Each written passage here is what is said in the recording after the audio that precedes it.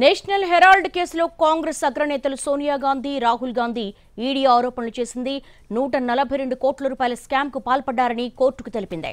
ఈ కేసులో సోనియా, రాహుల్ మొదటి ఇద్దరు నిందితులుగా చూపిస్తూ ఈడీ చార్జ్ షీట్ వేసింది. అయితే చార్జ్ షీట్ ను పరిగణలోకి తీసుకునే ముందు కాంగ్రెస్ నేతల వాదన వింటామంది ఢిల్లీ కోర్టు. దీంతో సోనియా, రాహుల్ పై మనీ లాండరింగ్ ఆరోపణలతో కేసు నమోదు చేసినట్టుగా కోర్టుకు తెలిపింది ఈడీ.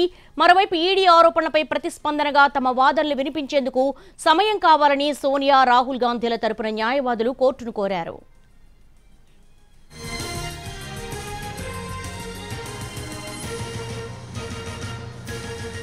నేషనల్ హెరాల్డ్ కేసులో కాంగ్రెస్ అగ్రనేతలు సోనియా గాంధీ, రాహుల్ గాంధీపై ఈడీ ఆరోపణలు చేసింది.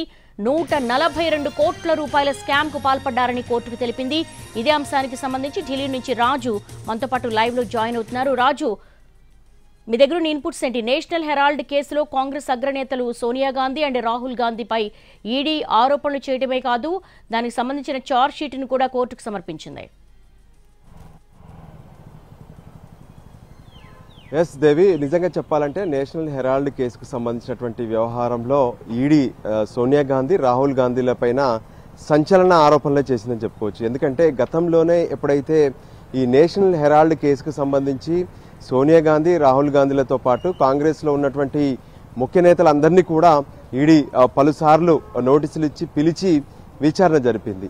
అంతకుముందే నేషనల్ హెరాల్డ్ సంబంధించినటువంటి ఆస్తులన్నీ కూడా ఈడీ జప్తు చేసింది. అయితే తాజాగా ఎప్పుడైతే ఈడీ దాఖలు చేసినటువంటి ఛార్జ్ షీట్లో పలు కీలక అంశాలను పేర్కొనడమే కాకుండా రౌజెవెన్యూ కోర్టులో ఉన్నటువంటి స్పెషల్ కోర్టు ముందు ఈరోజు ఈ ఛార్జ్ షీట్ అంటే ఈడీ వేసినటువంటి ఛార్జ్ షీట్ను పరిగణలోకి తీసుకోవాలా వద్దా అనే అంశంలో జరుగుతున్నటువంటి వాదనలు. సో దానికి సంబంధించి ఈడీ పలు కీలక అంశాలను కోర్టు ముందు చెప్పింది.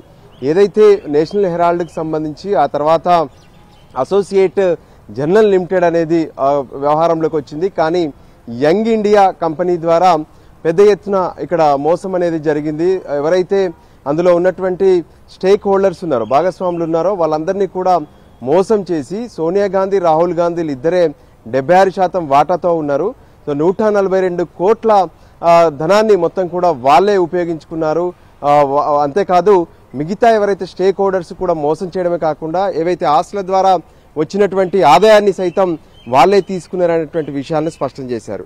అంతేకాదు ఈ కేసుకు సంబంధించినటువంటి వ్యవహారంలో పూర్తి స్థాయి ఆధారాలు తమ వద్ద ఉన్నాయి. అందుకోసమే ఈ నేషనల్ హెరాల్డ్ కేసుకు సంబంధించి ఛార్జ్ షీట్ కూడా దాఖలు చేశామని చెప్పారు, పరిగణలోకి తీసుకోవాలని చెప్పారు. అయితే మొత్తం 5,000కు పైగా పేజీలతో ఉన్నటువంటి ఈ ఛార్జ్ షీట్ ను పూర్తిగా స్టడీ చేసేందుకు కొంత సమయం కావాలని చెప్పి సోనియా గాంధీ, రాహుల్ గాంధీల తరపున సీనియర్ అడ్వకేట్ అభిషేక్ మను సింఘ్వి కోర్టును కోరడం జరిగింది. అయినప్పటికీ ఏదైతే ఈడీ తరపున హాజరైనటువంటి అడిషనల్ సోలిసిటర్ జనరల్ ఎస్వి రాజు మాత్రం నిరాకరించారు, తమ వాదనలు వినిపించారు. సో దానికి అనుగుణంగానే ఇక కేసుకు సంబంధించి రెగ్యులర్ గా అంటే ఏదైతే ఈ ఛార్జ్ షీట్ కి సంబంధించినటువంటి అంశంలో జూలై 2వ తేదీ నుంచి జూలై 8వ తేదీ వరకు రోజువారీ విచారణ కొనసాగుతుందని చెప్పి కూడా కోర్టు స్పష్టం చేసింది. సో ఈ నేపథ్యంలో ఒకవైపు అంటే రౌజెవెన్యూ కోర్టులో దీనికి సంబంధించినటువంటి విచారణ జరుగుతున్నప్పటికీ కూడా న్యాయపరంగా ఈ కేసుల నుంచి బయటకు వచ్చేందుకు కావచ్చు, లేదంటే ఒకవైపు ఇప్పటికే కాంగ్రెస్ స్పష్టం చేసింది అంటే